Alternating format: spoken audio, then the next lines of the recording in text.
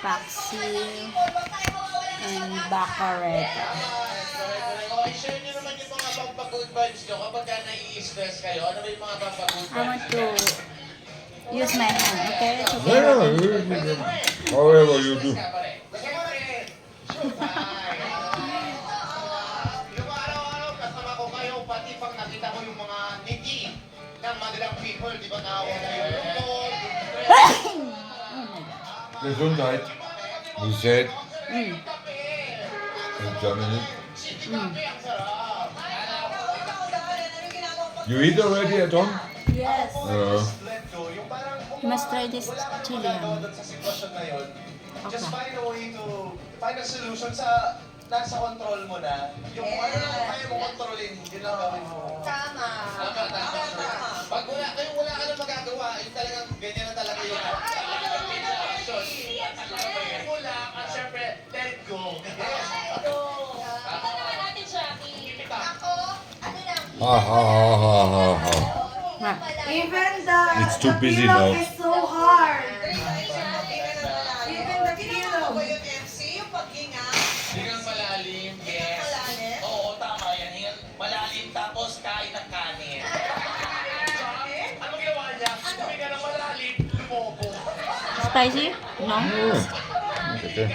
It's okay?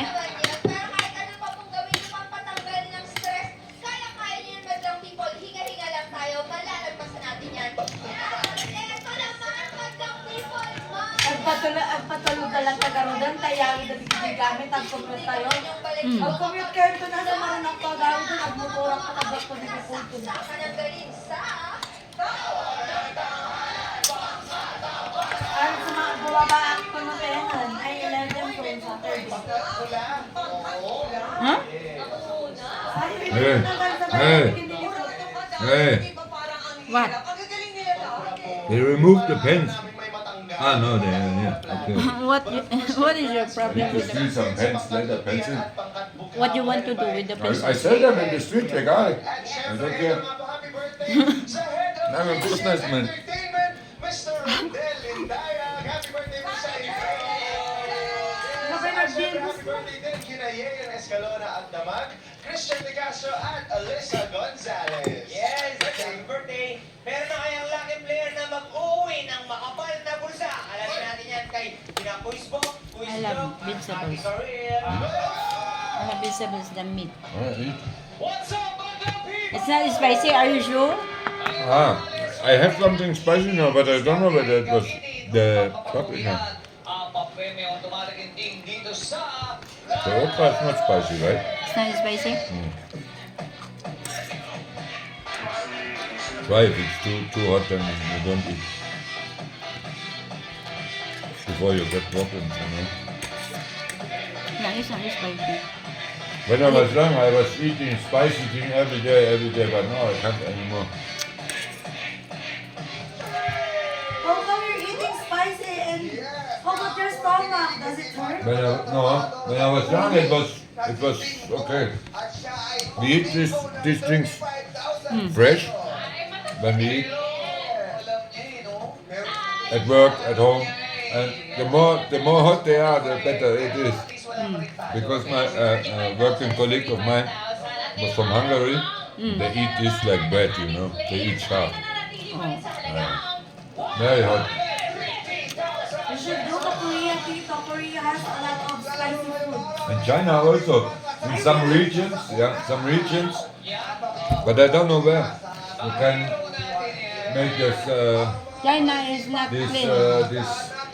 I think this is from Sichuan or what? They call it the fire pot.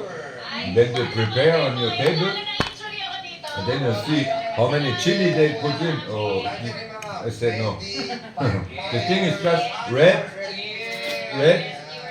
fatty, because they make every kind of meat inside, and hot like that.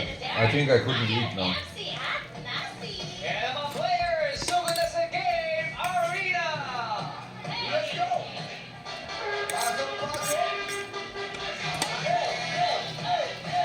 But the last time when I went, before I came, that time I was in China.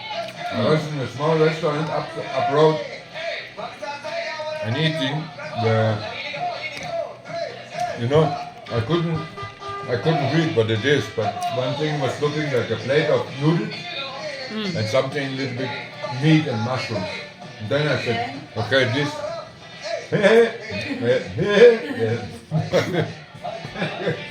With such a plate, it was such, and then it's maybe for €1 or what? You know, it was a little bit a small thing when it was raining. When I went to buy the umbrella when I was in the small airport, and the restaurant was next to it. So I thought, okay, let me sit in. Maybe the rain stopped, and I couldn't finish. And then I was thinking, what do I tell them? It's not tasting or what? It's just too much, you know, for one person. It's I a lot. was full. But how about the price? Is it worth it? Yes, it was. In my mind, maybe €1. It's cheaper. Absolutely. In China, the average food when you go somewhere out to eat, it's maybe 3 or 5, 6, 7 euros. But 7 is already expensive. You can go to the really expensive restaurants in the big towns like Beijing or Shanghai or so. You can also find something for €30. But in Europe, you pay for the same stuff, then you pay 300. You know? But the small one is even better. It's tasting better, you know. But when you convert it to the Philippine peso, it's also expensive. Like $7. Expensive already. €1 is around 60 pesos. So. Yeah, that's like normal noodles here. Costs like €3 like that. Well, even one also. You can find one.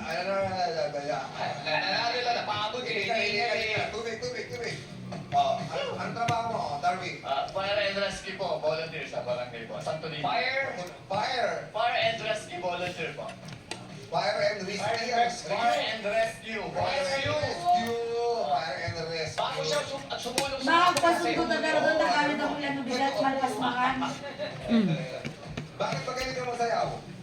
Alam po, nagkataas din pa ako pag ano. Tsaka idol ko pero street boys siya. Ayun, thank you. Dahil idol mo street boys, 1,000 piso! Ay! Kasi ito. Come on, Darwin. Come on, Darwin. Pangalan din ng bigat. Good things ulit. Boys pala. 5, 6, 7, 8. Hindi ko ano mo. Hindi mo lang tika sa pang-family. Bueno. Honey, Yeah. did you finish?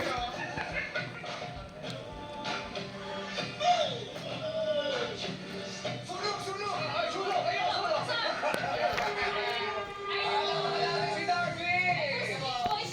Hi guys. Bumbero magsumo.